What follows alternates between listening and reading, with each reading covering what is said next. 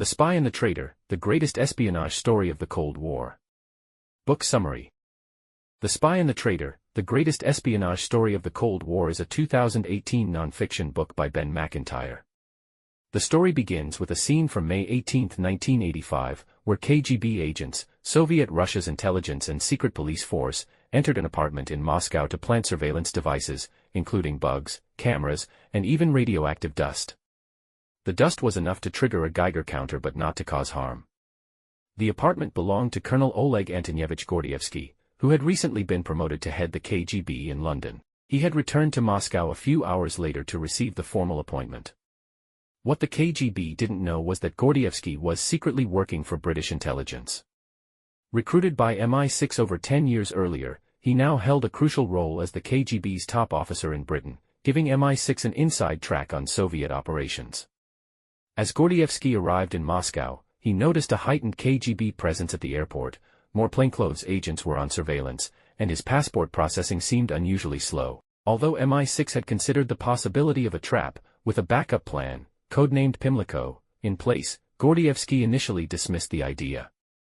He reasoned that if it was a trap, the KGB would have moved against him as soon as he disembarked from the plane. He didn't notice anyone following him as he took a taxi to his apartment. However, when he arrived home and found that 2 of his 3-door locks were engaged, a chill ran through him. He hadn't used the 3rd lock, so it was clear that someone had entered while he was gone. As Macintyre puts it, the spy was being spied upon by his fellow spies. Chapter 1 of The Spy and the Traitor traces Oleg Gordievsky's early life and his rise within the KGB up until his first overseas assignment in 1965. Oleg was born in 1938 into a family steeped in Soviet history. His father, Anton, had joined the Communist Party and worked for the NKVD, the precursor to the KGB, and was involved in Stalin's purges during the 1930s. Despite the outward appearance of a loyal Soviet family, there were underlying doubts about the system. Anton lived in fear and guilt over his role in the purges, while Oleg's mother, Olga, had quietly distanced herself from Soviet ideology, given her family's negative experiences under Stalinism. Oleg was an exemplary Soviet student, intelligent, athletic, and a member of the Komsomol, the Communist Youth League. However, his worldview shifted in his late teens when Stalin died, and a brief period of liberalization under Khrushchev followed, which Oleg fully embraced. At 17, he entered the prestigious Moscow State Institute of International Relations, where he learned German and Swedish in preparation for a career with the KGB. He also secretly listened to Western radio broadcasts, signaling his growing skepticism of the Soviet regime. Oleg's older brother, Vasily, had already joined the KGB and was training as an undercover agent. Encouraged by Vasily, the KGB contacted Oleg, and he was recruited into the agency. After finishing his studies, Oleg was sent to East Germany in 1961 as a translator for the Soviet embassy. He arrived just before the construction of the Berlin Wall, witnessing the physical division of East and West. During this time, he also conducted a mission to assess a former informant, though he later realized that it was the informant who was evaluating him. Upon returning to the Soviet Union, Oleg prepared for a career with the KGB. He trained at a secret camp, learning the skills of espionage, and then joined the Directorate S office in Moscow, where he processed paperwork for agents working abroad. After 2 years, he was eager for a foreign posting and married Yelena Akopian, a woman who also wanted to work abroad. In 1965, his opportunity came. Oleg was assigned to manage KGB illegals in Denmark, marking the start of his espionage career abroad. Chapter 2 covers Oleg Gordievsky's life from 1966 to the early 1970s, detailing his time in Denmark and the growing internal conflict he faced. After arriving in Copenhagen with his wife, Yelena, in January 1966, Gordievsky was captivated by the vibrancy and freedoms of Danish society, a stark contrast to the repressive Soviet Union. He was fascinated by the cultural richness of the city, including the extensive libraries and access to classical music that was forbidden in the USSR. His role at the Soviet embassy involved cultivating contacts, and he was provided with a Volkswagen Beetle and a monthly salary of $700. However, Gordievsky soon realized that the KGB station in Copenhagen was filled with lazy, corrupt agents who squandered resources without achieving much. Taking his job seriously, he learned Danish and worked under the alias Gornov, attempting to recruit informants and agents with only modest success. He befriended a colleague, Mikhail Lyubimov, the head of political intelligence, who became a mentor of sorts. Lyubimov, older and more experienced, shared Gordievsky's appreciation for culture and became a key influence in his life. As Gordievsky immersed himself in Danish society, he was struck by the country's sexual freedom, which was much more open than in the Soviet Union. In a moment of curiosity, he visited Copenhagen's red light district, purchasing gay porn magazines, which he later displayed proudly in his home to show Yelena how open the West was. This act caught the attention of the Danish intelligence service, PET, who began surveilling him. PET nicknamed him Uncle Gormson and noted the incident, suspecting that it could be a vulnerability that might allow them to blackmail him. Although Gordievsky wasn't gay, his marriage to Yelena was deteriorating. Their relationship had always been more of a convenience than a love match, and their differences grew. He wanted children, while she didn't, and she held more feminist ideals. In 1968, the Prague Spring, a movement to liberalize Czechoslovakia, sparked tensions within the Soviet bloc. While Gordievsky and Lyubimov secretly hoped the reforms would succeed, his brother, Vasily, was working covertly for the KGB to suppress the movement. Soviet forces invaded Prague that August, crushing the reforms and leaving Gordievsky appalled. He used a phone in the Danish embassy, which he knew was bugged, to express his opposition to the invasion in a subtle message to Yelena. PET, however, missed the hint. Separately, they also tried to entrap him in a honey trap scheme, suspecting him of being secretly gay. However, Gordievsky did not fall for the trap, refusing to go with a male agent who pretended to be interested in him. In 1970, Gordievsky's assignment in Denmark ended, and he returned to the Soviet Union, where he worked again at Directorate S. However, the environment there felt oppressive and uninspiring to him. His personal life also became more difficult after the death of his brother, Vasily, from alcoholism and hepatitis at the age of 39. After a year in Moscow, Gordievsky was offered a return to Denmark by Dmitry Yakushin, a new KGB officer overseeing operations in Scandinavia. Yakushin needed someone who spoke Danish, and Gordievsky eagerly accepted the offer to return to Copenhagen.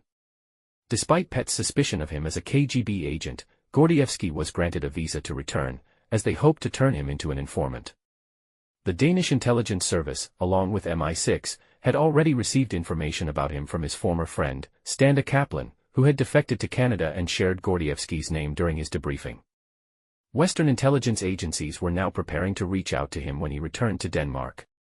Chapter 3 covers the period from the fall of 1972 to early 1975, during which Oleg Gordievsky was successfully recruited by MI6.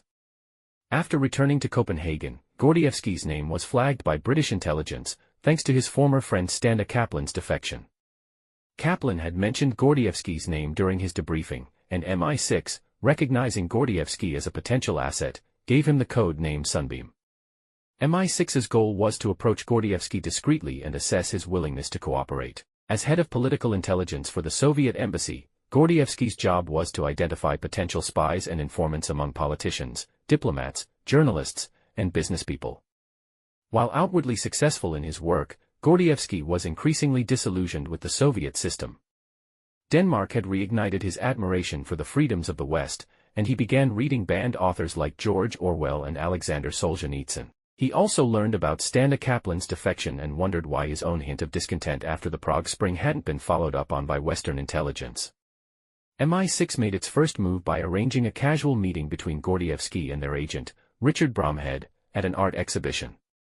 Over time, their interactions grew bolder, with Bromhead hosting a party that included a Soviet diplomat and a young woman sent by PET to try to connect with Gordievsky. However, it was a more direct approach that finally worked. In November 1973, Standa Kaplan showed up unannounced at Gordievsky's apartment, pretending to visit a Danish girlfriend. Although Gordievsky immediately recognized that Kaplan was working with Western intelligence, he agreed to meet with his old friend the next day. During their lunch, Gordievsky was careful in his responses, particularly when the conversation turned to the Soviet invasion of Czechoslovakia in 1968. Though he expressed his surprise at the Soviet response, he gave little away. He knew he was being tested but felt he had shared enough to pass the test. Following this, Bromhead decided to take a more proactive approach. He began staking out the sports club where Gordievsky played badminton every morning. Eventually, he approached Gordievsky after his game, and they arranged to meet at a hotel across from the Soviet embassy. Gordievsky, careful to maintain his cover, reported the meeting to his supervisor, ensuring that he wasn't seen as acting suspiciously. The meetings between Gordievsky and MI6 became more frequent and direct. Bromhead asked Gordievsky to file a report on their meetings, which Gordievsky agreed to do, subtly signaling his willingness to cooperate by hinting that he might be concealing information from his superiors. However, after this initial progress, there was an unexpected 8-month gap in contact, which left Gordievsky uncertain about MI6's interest in him. When Bromhead's tenure in Denmark was coming to an end, he resumed contact, and the two met at a new, discreet location. Their conversation became more straightforward, and Gordievsky confirmed that no one else knew he was meeting with MI6. At this point, Gordievsky's recruitment was solidified. Bromhead handed off the case to another MI6 officer, Philip Hawkins, and after a final meeting at a safe house, Bromhead bowed out. This marked the beginning of Gordievsky's work for MI6, although his covert collaboration would continue to grow in complexity and danger. Chapter 4 covers the period from early 1975 to 1977, detailing Gordievsky's increasingly complex involvement in espionage for MI6. The chapter begins by exploring the motivations for espionage, which can stem from external or internal factors. Gordievsky's primary motivation was ideological. He sought to expose the hypocrisy of the Soviet system and hoped to help establish a true democracy in Russia one day. His relationship with his new MI6 handler, Philip Hawkins, was less personal than with his previous handler, Richard Bromhead. Gordievsky didn't feel a strong bond with Hawkins and was initially put off by Hawkins' interrogative approach. However, he came to respect Hawkins for his professionalism. Their first meeting was tense, with Hawkins questioning Gordievsky in a manner that felt more like an interrogation than a cooperative discussion. Gordievsky stopped him and laid out his terms. He didn't want to compromise any of his KGB colleagues in Denmark, and he demanded that Hawkins not record their conversations or secretly photograph him. He also made it clear that he wasn't motivated by money but by principle. The two began meeting monthly in a safe apartment located in a secluded suburb of Copenhagen. However, Gordievsky's requests were soon disregarded. PET, Denmark's intelligence service, had bugged the apartment and placed a hidden tape recorder in the room. Hawkins would turn on the recorder before each meeting, transcribe the conversations, and send them to MI6 in a diplomatic pouch, ensuring they were protected from search. To test Gordievsky's trustworthiness, Hawkins asked him questions to which MI6 already knew the answers. Gordievsky responded with precise details, proving that he was genuinely a reliable source. At home, Gordievsky's marriage to Yelena continued to deteriorate. His wife, also a KGB agent, knew nothing of his double life, and Gordievsky feared that if she found out, she would turn him in. Moreover, he understood the brutal consequences that awaited him if the KGB ever discovered his betrayal. Despite these risks, he found purpose in his espionage work. His life took another turn when he met Layla Aliyeva, a younger woman from a KGB family who worked for the World Health Organization in Copenhagen. She was more innocent and traditional than his wife, and Gordievsky found her presence energizing. The two began an affair, meeting secretly in various hotels around the city. While the KGB's operations in Denmark were relatively small, the agency had a number of high-profile spies operating in neighboring Norway, and Gordievsky provided MI6 with detailed information about them. However, MI6 had to be cautious about acting on this information. If they moved too quickly to remove these spies, the KGB might deduce that someone within their ranks was betraying them.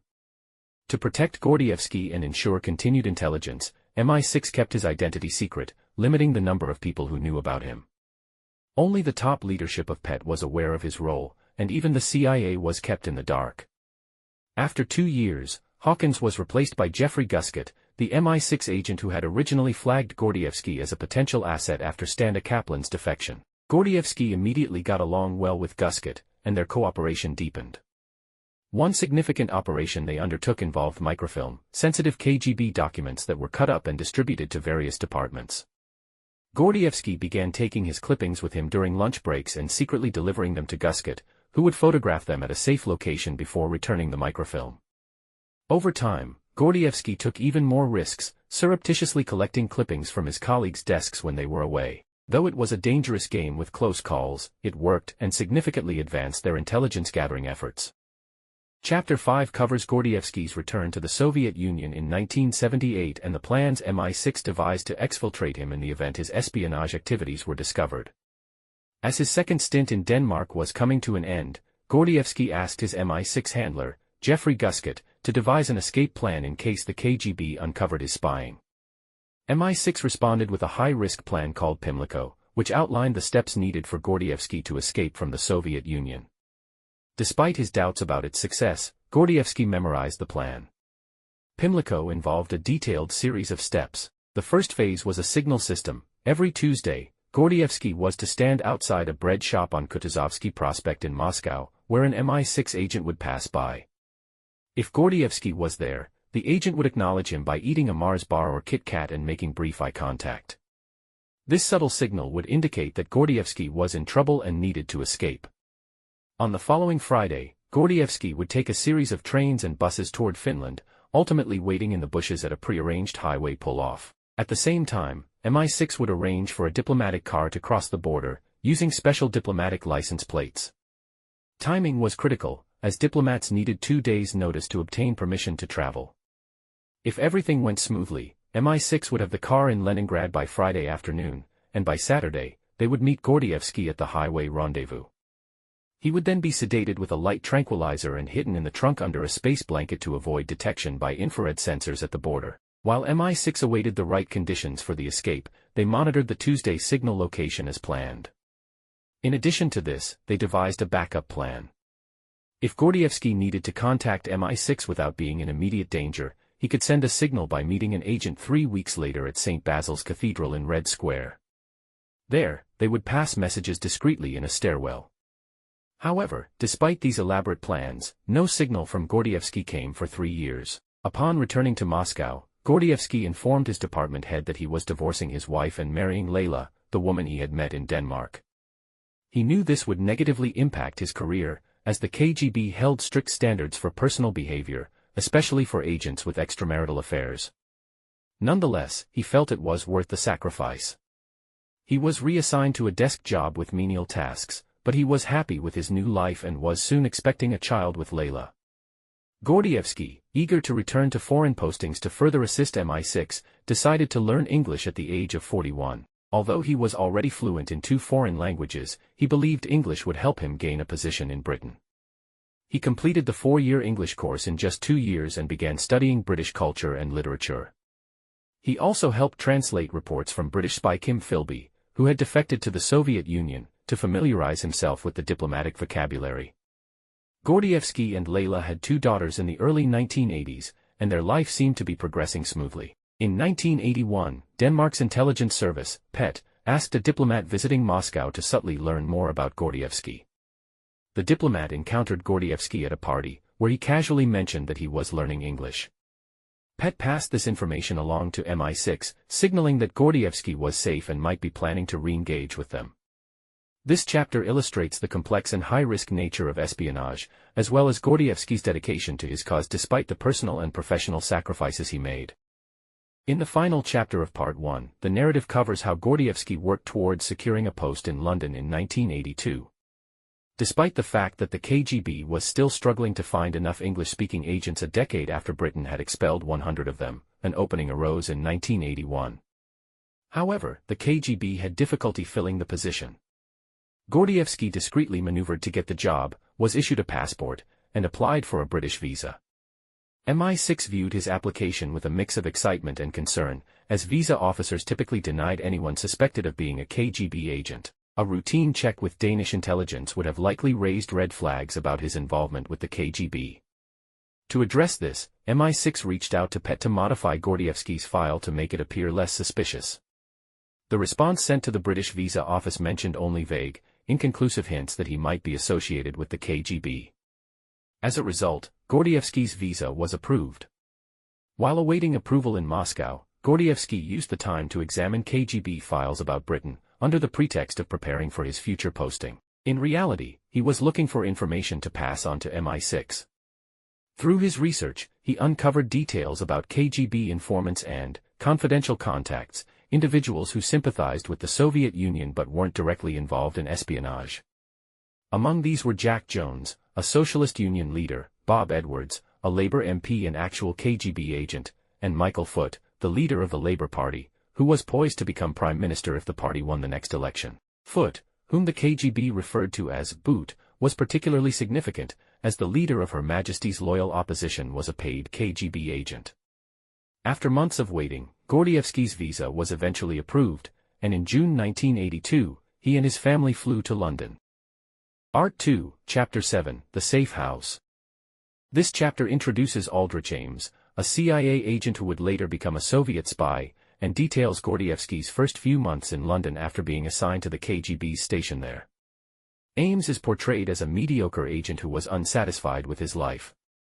He felt underappreciated and lacked success in both his personal and professional life.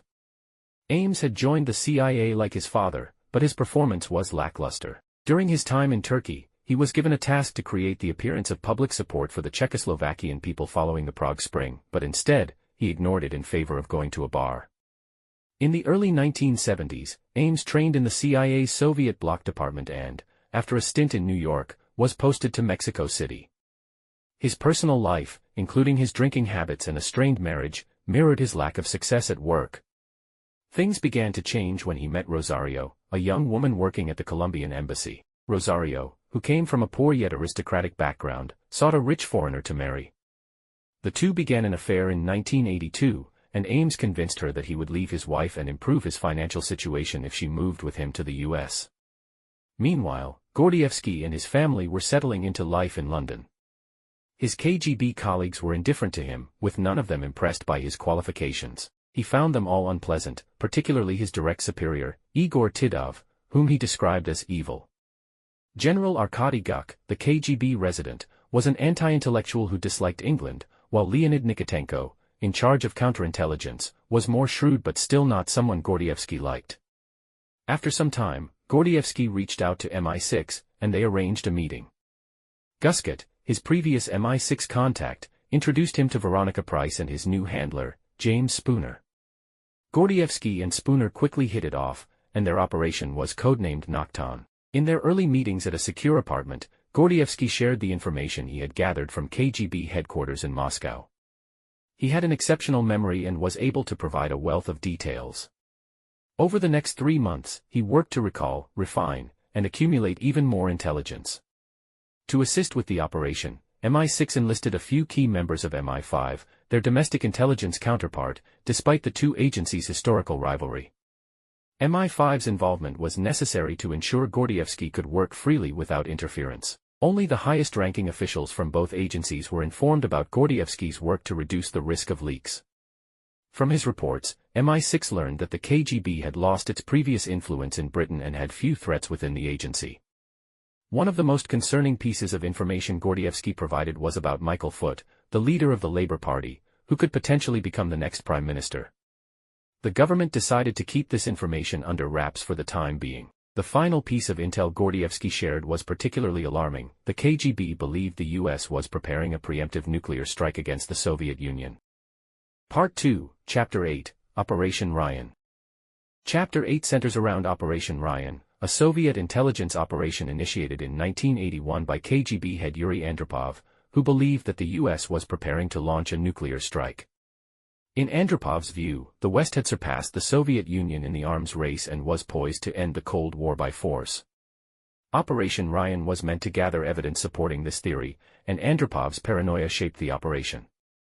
Macintyre points out that Andropov violated a key principle of intelligence work: never seek confirmation for something you already believe. As a result, KGB agents looking to please Andropov often misinterpreted evidence or fabricated it entirely. Initially, MI6 had difficulty understanding why the Soviets were so convinced of this erroneous belief, finding it hard to take seriously. But by late 1982, after Andropov became the leader of the Soviet Union, Operation Ryan became a critical priority. The fear was that if Andropov felt insecure about the West's intentions, he might act preemptively. Although MI6 and the CIA frequently cooperated, MI6 kept Gordievsky's role a secret. However, it became clear that MI6 had to share what it knew about Ryan with the CIA, while protecting the source. Over time, information from Gordievsky slowly made its way to US President Ronald Reagan. Despite MI6's efforts to shield Gordievsky's identity, the CIA, recognizing the significance of the intelligence, suspected that MI6 must have a mole within the KGB. Aldrich Ames, who had been privy to this information, was among those who knew. In 1983, Ames was back in Virginia, planning to marry Rosario. However, his finances were in trouble, his divorce had been costly, his car was old, and he was falling into debt. Ames, feeling underpaid for handling such sensitive information, began to consider other options. By the time Gordievsky had been in London for 6 months, he was becoming more comfortable with life there. However, professionally, he was struggling. His reports lacked substance, and his lunch meetings, meant to build valuable contacts, weren't yielding much.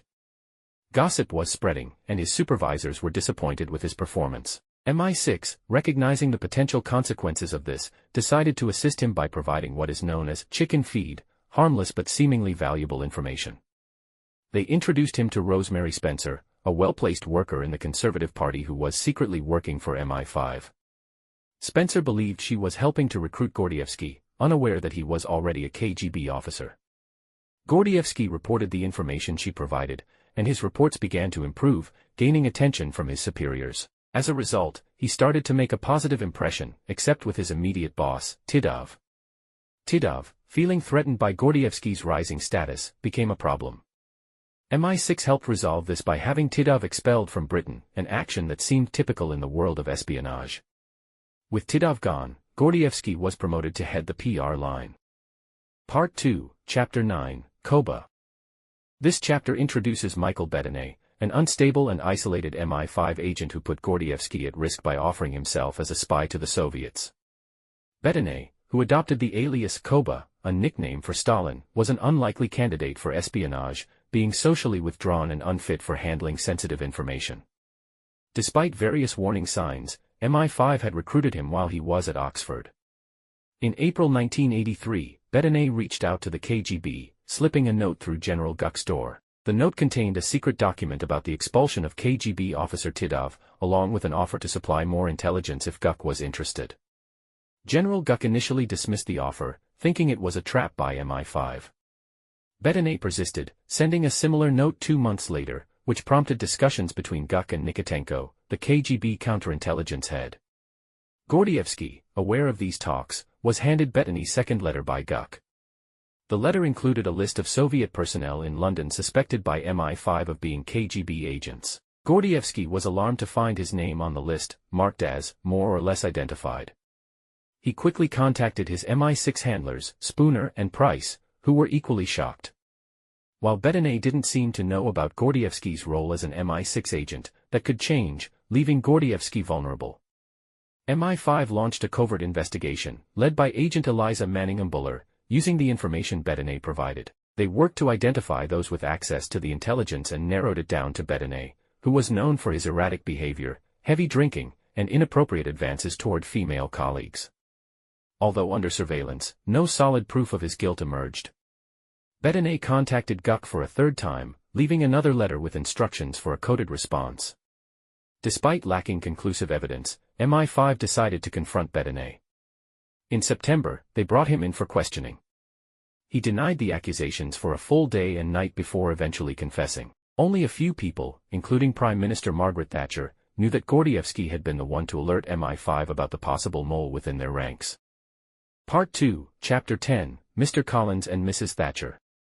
In this chapter, we learn about Gordievsky's work in the mid-1980s and how his intelligence reports influenced key figures like Margaret Thatcher, Ronald Reagan, and the broader dynamics of the Cold War. Thatcher, who didn't know Gordievsky's real identity, referred to him as Mr. Collins, and took a particular interest in his reports. She not only read them closely but also annotated them, showing a keen interest in understanding how the Kremlin viewed her and how they reacted to Western actions. The year 1983 was pivotal in East-West relations. Thatcher was up for re-election, and the Soviets tried to undermine her by supporting her Labour Party opponent, Michael Foot, who had previously collaborated with them. However, Thatcher won decisively, sparing MI5 from having to address Foot's past ties to the Soviets. That year also saw 2 significant events that escalated tensions between the Soviet Union and the West. In September, a Soviet fighter jet shot down a Korean Airlines passenger plane that had unintentionally entered Soviet airspace. The West reacted strongly, with Reagan condemning the attack as barbaric, while the Soviets accused the West of provoking them by portraying the plane as a spy aircraft. In November, NATO conducted war games called Able Archer 83, simulating a nuclear conflict. Though it was merely a drill, the Soviets, influenced by Andropov's paranoia, believed it could be a prelude to a real attack. KGB stations in Europe reported signs of a potential strike, which in reality were just heightened security measures following the Beirut bombing. Gordievsky's reports, relaying the Soviet paranoia over Able Archer, highlighted how close the world came to a disastrous miscalculation. The exercise ended without incident, but it served as a wake-up call, especially for Thatcher, who feared that a misunderstanding between the Soviets and the West could lead to war. To ease tensions, MI6 began sharing more of Gordievsky's intelligence with the US, and Reagan, though unaware of the source, appreciated the valuable insights. In early 1984, Andropov passed away, and Thatcher attended his funeral as a diplomatic gesture. During this time, Gordievsky's intelligence once again proved invaluable. His advice helped shape Thatcher's approach during her visit to the Soviet Union, ensuring her actions aligned with Soviet expectations. Additionally, Norwegian spy Arne Treholt was arrested based on Gordievsky's information, though it took time for Norway's security services to act on it. Later that year, Michael Bettine went on trial for his espionage activities, exposing General Guk as the KGB's head of station in London. MI6 used this opportunity to expel Guk from the country. With both Guk and Nikitenko leaving their posts, Gordievsky was poised to become the head of the KGB office in London, which would give MI6 access to even more intelligence. James Spooner, Gordievsky's handler, took up a new post, and Simon Brown replaced him.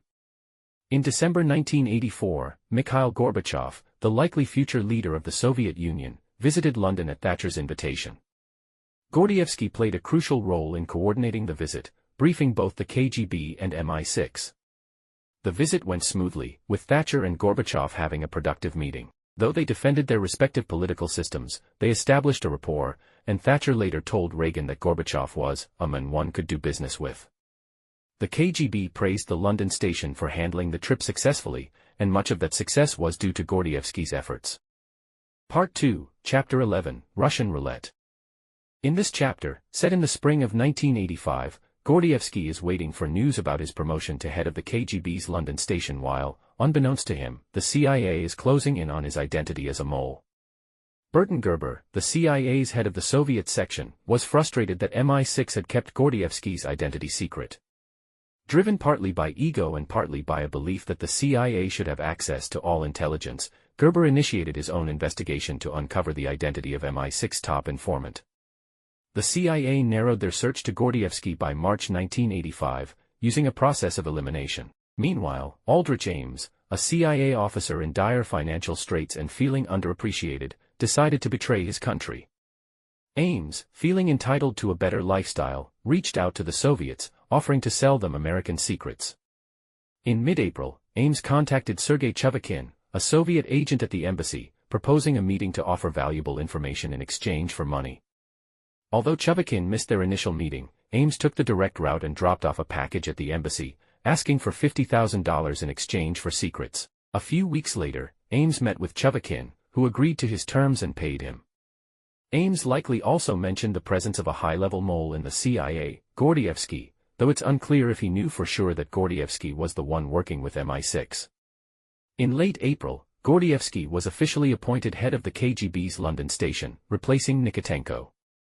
However, Nikitenko left behind only two cryptic pieces of paper, photocopies of the letters Michael Bettine had sent to General Guk. This left Gordievsky uneasy, and his concern deepened when he received a telegram from Moscow in mid-May, summoning him to a meeting 2 days later. MI6 debated whether Gordievsky should return to Moscow or defect. The timing was odd, as he had just been there in January. However, it was customary for the KGB chairman to personally appoint station heads, and it was likely just a formality. After weighing the risks, MI6 decided that Gordievsky should return to Moscow, believing that if it was just a formality, Gordievsky would continue to provide invaluable information as the new resident. The escape plan, Operation Pimlico, was reviewed again in detail, and MI6 added an extra safety measure. If Gordievsky were in trouble, he could call his wife and ask how their daughters were doing at school. This would signal to MI6 that he needed help. Gordievsky packed and flew to Moscow on May 19. Part 3, Chapter 12, Cat and Mouse. In this chapter, Gordievsky finds himself under intense suspicion upon returning to Moscow. When he arrives at his apartment, he discovers that the KGB has clearly been there, his door, which he only ever locks with 2 bolts, is secured with 3. Realizing that the KGB is likely onto him, Gordievsky starts to worry that he is being watched and that his every action is under scrutiny. While the KGB can be brutal, they follow strict protocols, and Gordievsky's rank as a colonel gives him some protection. He believes that if the KGB had clear evidence of his spying, he wouldn't have made it out of the airport. In the days that follow, he notices subtle but unusual behavior from his colleagues at KGB headquarters, leading him to believe that they are waiting for him to slip up. When he hears that the KGB is recalling all its illegal agents from Britain, he realizes that they must know the operation has been compromised. He calls Layla in London, using the prearranged code about their children's schooling, signaling to MI6 that he needs help. As the week progresses, Gordievsky becomes exhausted from the stress. On May 27, he takes one of the pep pills MI6 gave him to stay alert, but his situation takes a darker turn. That day, he is summoned to a meeting with 2 senior KGB officers, Sergei Golyabev and Viktor Budanov. The meeting is held outside the KGB headquarters, which is unusual, and soon turns into a tense interrogation. They ply him with alcohol, and Gordievsky realizes his drink has been spiked with a truth serum. The interrogation lasts for hours as they accuse him of spying, but he denies everything. At one point, he becomes so frustrated that he lashes out, comparing them to Stalin's thugs. Eventually, he passes out from exhaustion. The next morning, he wakes up feeling disoriented but pretends to have no memory of the previous night's events. The KGB officers accept his story and tell him he will be allowed to stay in the KGB, though his role in Britain is revoked. They suggest he take a holiday, and Gordievsky is left confused. Despite the accusations, they are not acting with urgency. He suspects they are simply waiting for him to make a mistake, knowing they have him under constant surveillance. Meanwhile, in London, MI6 is growing concerned about Gordievsky's safety. They are aware that his family has been informed that he is ill in Moscow and that they need to return home immediately. MI6 takes precautions and alerts the Moscow station to be on high alert in case they need to initiate Gordievsky's escape plan, Operation Pimlico. MI6 agents in Moscow are ready to act, but they are not yet able to intervene. When Gordievsky meets his family at the airport, Layla notices that he looks deeply troubled. He reassures her that the issues at work are not serious but explains that his enemies are spreading lies about him. After some persuasion from his family, he agrees to visit a KGB psychiatric facility to take a break.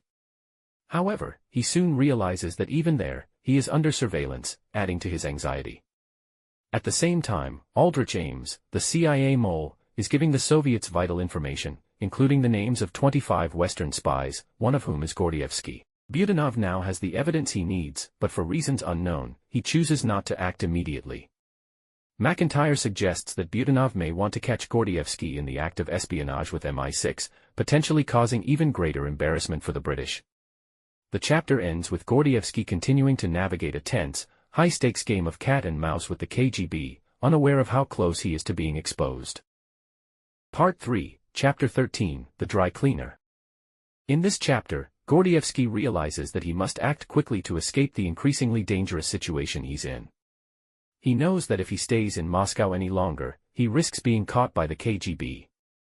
To initiate his escape, he decides to use the prearranged brush contact at St. Basil's Cathedral to alert MI6 that he's in trouble and needs help. However, he makes the painful decision to go alone. He no longer fully trusts his wife, Layla, fearing that her connections to the KGB could lead her to betray him. Before she and their children leave for a vacation, Gordievsky silently says goodbye to them, feeling that this may be the last time he sees them. On the last Sunday in June, Gordievsky spends several hours dry cleaning, a tactic to shake off his KGB tail, before heading to Red Square. Once there, he enters a bathroom stall to write out a note for MI6, but when he arrives at the cathedral, he is disheartened to find that the stairway he was supposed to use is blocked off for renovations. This setback heightens his anxiety, but he knows he must keep trying. By mid-July, Gordievsky is ready to attempt his escape plan, Operation Pimlico. On a Tuesday, he prepares for his visit to the bread shop at Kutuzovsky Prospect, where he plans to send a signal to MI6. He receives a couple of phone calls that day, one from his father-in-law, who invites him to dinner, and another from a friend, Lyubimov, inviting him to his dacha. Gordievsky uses these invitations to deceive the KGB, ensuring that they believe he is staying in Moscow and not preparing to flee. At 4 p.m., Gordievsky leaves home, once again employing evasive techniques to lose his surveillance. After nearly 3 hours of dry cleaning, he arrives at the bread shop with the Safeway bag, the prearranged signal. As Gordievsky waits, he notices MI6 operatives, including Roy Ascot and his wife, passing by. Ascot is under heavy surveillance by the KGB, and any deviation from his usual route would raise suspicion. However, Gordievsky is delayed, and when he finally reaches the spot, it's 10 minutes past the arranged time. Fortunately, MI6's Arthur G., who is monitoring the situation, spots the bag and recognizes the signal. He walks by Gordievsky while casually eating a Mars bar, successfully confirming the contact. The next day, Gordievsky continues his evasive maneuvers, this time at the train station to buy a ticket. He successfully loses the KGB tail once again, thanks to Viktor Grushko's use of his own surveillance team, which is less adept at tracking Gordievsky compared to the more skilled 7th Directorate. As soon as MI6 receives the signal, the team springs into action. They make plans to meet Gordievsky in Finland, where the escape operation will unfold. However, a complication arises when the British ambassador to the Soviet Union, Brian Cartledge, is scheduled to arrive in Moscow on Thursday. A reception is planned for Friday, and MI6 must modify their plan to avoid raising suspicion. To cover their tracks, they create a story. Arthur G's wife, Rachel, pretends to have hurt her back, and the Ascots claim they need to accompany her to a specialist in Helsinki. The plan is risky, but it's the only way to avoid drawing attention from the KGB. When the new plan is presented to Cartledge, he voices his concerns about the danger of the operation and the potential diplomatic fallout if they're caught. The decision ultimately goes to Prime Minister Margaret Thatcher, who is at Balmoral Castle with the Queen. Given the urgency of the situation, her private secretary is sent to deliver the message in person. Thatcher quickly approves the plan, stating that Gordievsky has done the West a great service and that Britain must do everything it can to save him, regardless of the consequences. The chapter ends with the MI6 team preparing for the final steps of Operation Pimlico, knowing that the stakes are higher than ever. The tension builds as Gordievsky's escape hangs in the balance, and his survival depends on the success of the mission. Part 3, Chapter 14, The Runner. In this chapter, the operation to help Gordievsky escape Moscow, Operation Pimlico, gets underway. The MI6 team in Moscow, including Caroline Ascot and Rachel G., prepares to leave for Finland as part of a carefully crafted cover story. Their luggage consists of travel bags filled with cushions to make room for Gordievsky, who will be smuggled out of the country. They also pack a picnic lunch to justify their stop at a designated rendezvous point along the way. The chapter is structured in a timeline format, detailing the events over 2 days. Early in the afternoon, a scare occurs at the British Embassy when a staff member returning from Finland is questioned by border guards, who search his car. While the guards have the right to do so, Ascot is angered by the break in diplomatic convention. He prepares to protest if the same happens to their cars. Meanwhile, Gordievsky embarks on his own dry-cleaning routine to lose surveillance before boarding an overnight train to Leningrad. Unfortunately, during the journey, he suffers a mishap. After taking sedatives to sleep, the train makes a sudden stop, causing him to fall out of his top bunk and injure himself. He wakes up in a dazed state with blood on his clothes but continues on his path. The Ascots and Gs, in their separate cars, make their way toward Leningrad. Although they initially detect no tail, they grow suspicious as they drive on. As they approach downtown Leningrad, a surveillance car begins to follow them. Ascot pretends to sleep in the car, hoping to avoid suspicion. The KGB agents try to peer inside, but Ascot cleverly fakes waking up, scaring them off. He knows they are being followed, and his suspicion grows that they will be tailed all the way to the border. Once Gordievsky arrives in Leningrad, he takes a bus toward the Finnish border but arrives early. He hides in some bushes, but the mosquitoes drive him crazy, so he decides to take a risk and hitchhike into the nearby town of Viborg for breakfast. At a cafe, he relaxes for a moment, enjoying food and drink, but soon becomes paranoid when he spots 3 well-dressed men in the cafe who seem to be watching him.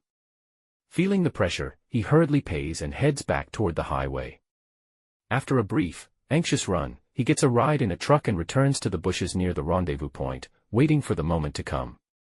The Ascots and Gs, now en route to the border, are under heavier surveillance, with both KGB and police cars tailing them. Ascot, recognizing the situation, tries to make it seem as though he's unaware of the surveillance, a tactic designed to frustrate the KGB.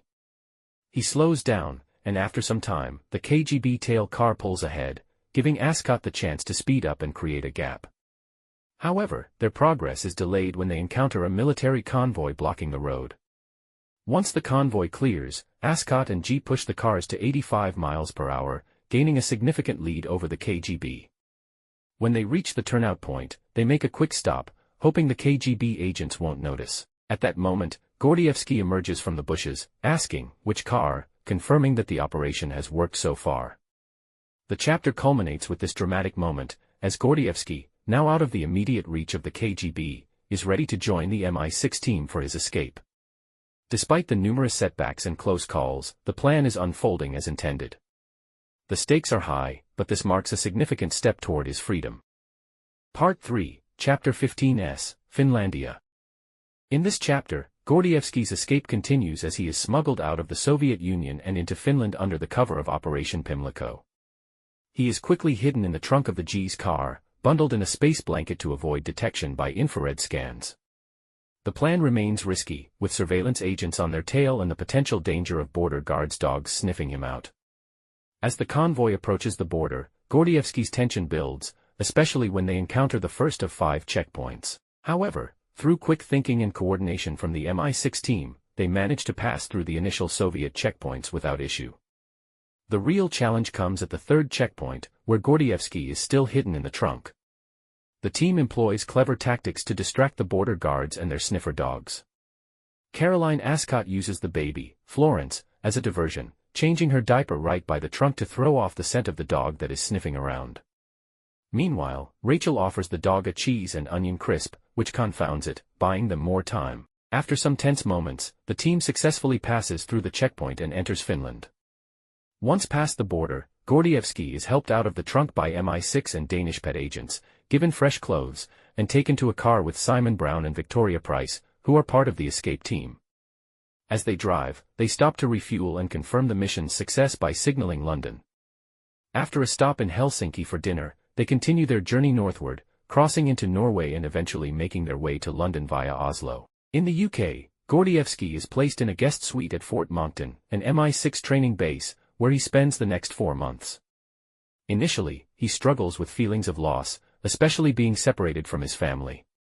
MI6 begins preparations to negotiate with the Soviets to potentially bring them to the West.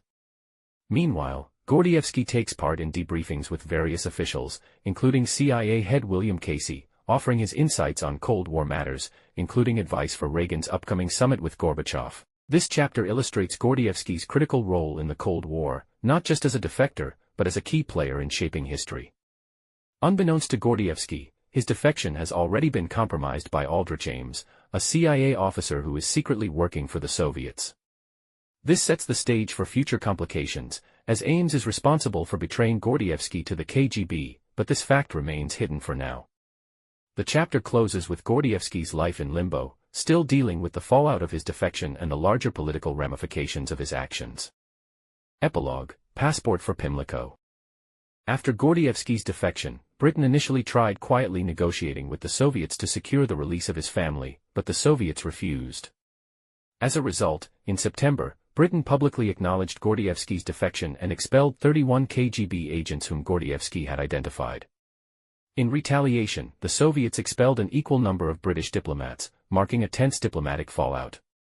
In Moscow, Layla, Gordievsky's wife, was interrogated and accused of being complicit in her husband's espionage. She was in shock upon learning the truth about her husband's actions and denied any involvement. As a result, her life was turned upside down, and she was placed under house arrest.